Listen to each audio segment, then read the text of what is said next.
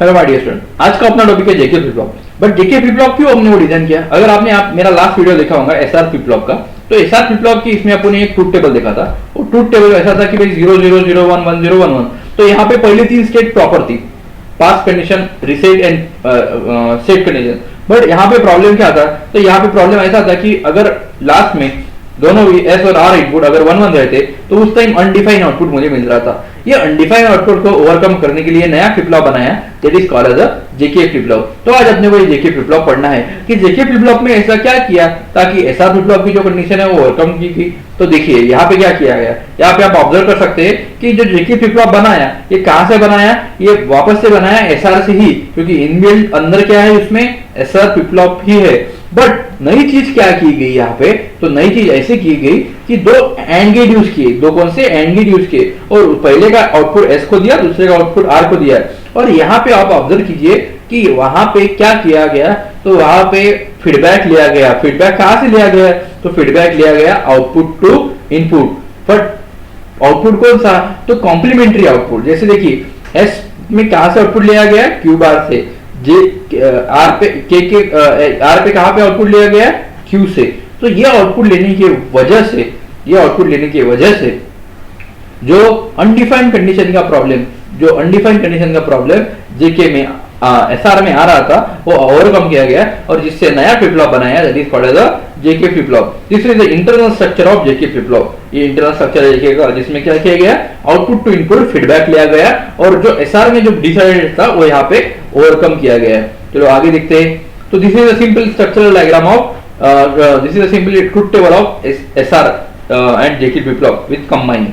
देखिए जेके and SR, जेके और SR में दोनों में यहाँ पे 0 0 1 0 0 1 1 1 ये कंडीशन ली।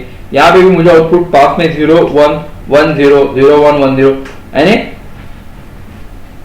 हर एक स्टेट में आउटपुट के 2 पॉसिबिलिटी रखी कि भाई पास में आउटपुट 1 होगा या 0 होगा या 0 होगा या 1 होगा, ऐसे उसके हिसाब से एसआर का आउटपुट क्या रहेगा वो बताया।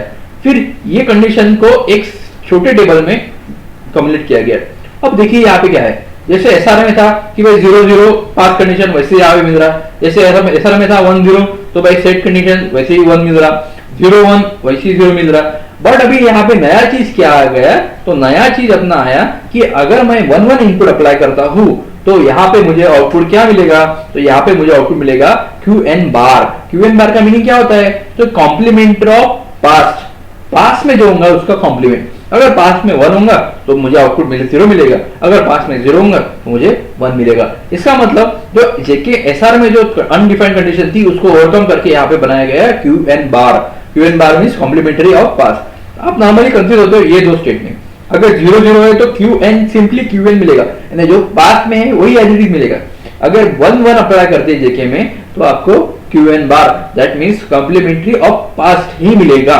क्यों ये क्यों मिलेगा, कैसे मिलेगा, ये आपको यहाँ पे ये ट्रूथ टेबल में पूरा का पूरा बढ़िया तरह से एक्सप्लेन करके दिया है। आप उसको एक बार समझ सकते हैं, देख सकते हैं। ओके, अभी ये जो जेके फ्लिप फ्लॉप है इसका स्ट्रक्चरल डायग्राम कैसे है? इसका स्ट्रक्चरल डायग्राम देखिए, आप ऑब्जर्व कीजिए।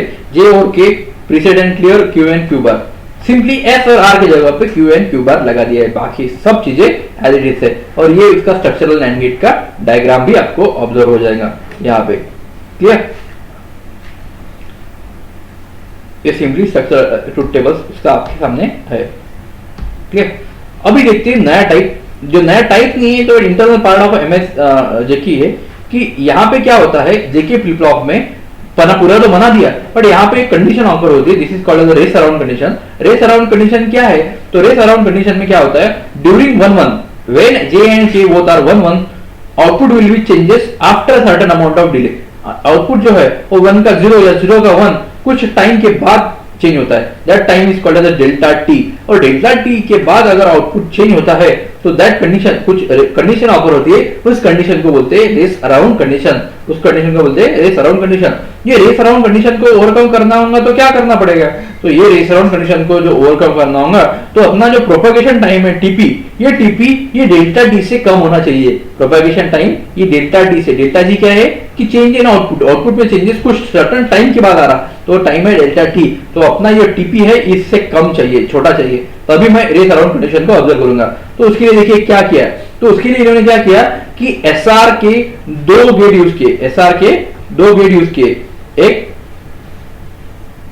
एसआर के दो गेट यूज किए, एक को बोला है मास्टर और दूसरे को बोला है स्लेव, एक को बोला है मास्टर और दूसरे को बोला है स्लेव। और इनको एक्टिवेट कैसे किया, देखिए इनको जो क्लॉक दिया है ना वो क्लॉक अल्टरनेट डी है। क्लॉक अल्टरनेट देने का मीनिंग क्या है कि यहाँ पे एक नॉट गेट यूज किया है। क्लॉक अल्टरनेट देने का मीनिंग क्या है कि पहले कौन एक्टिवेट होगा, मास्टर, बाद में कौन एक्टिवेट होगा, स्लेव। जब तक मास्टर एक्टिवेट नहीं होगा तब तक आउटपुट इधर आएगा नहीं, और जब तक आउटपुट इधर आएगा नहीं तब इधर आउटपुट मिलेगा क्या आपको, नहीं। पर यहाँ पे आउटपुट मिल गया, फिर बाद में आपको क्या करना पड़ेगा, स्लेव को एक्टिवेट करना पड़ेगा।